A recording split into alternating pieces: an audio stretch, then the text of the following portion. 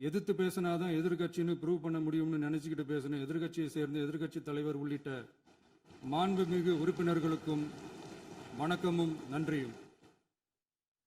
பதிலுரை வழங்குற அதே நேரத்தில் நம்மளை சட்டமன்ற உறுப்பினராக தேர்ந்தெடுத்த பெரம்பூர் தொகுதி மக்களுக்கு நம்மளோட நெஞ்சார்ந்த நன்றிகள். அதே மாதிரி ராஜினாமா பண்ணிட்டாலும் நம்மளை தேர்ந்தெடுத்த திருச்சி கிழக்கு மக்களுக்கும் இந்த மன்றத்தில் நம்மளோட நன்றியை பதிவு செய்கிறோம். அப்புறம் நம்மளோட அரசியல் பயணத்தை பற்றியும் கொஞ்சம் பதிவு செய்ய விரும்புகிறோம்.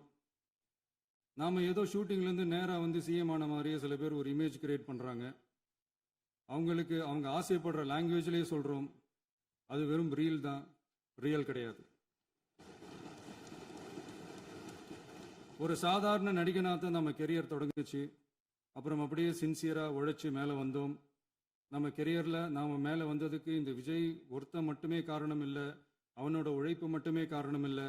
இந்த விஜயோட உழைப்புக்கும் உயர்வுக்கும் பின்னாடி இருக்கிற ஒட்டுமொத்த தமிழ்நாட்டு மக்களோட அன்பும் அரவணைப்பும் தான் காரணம்.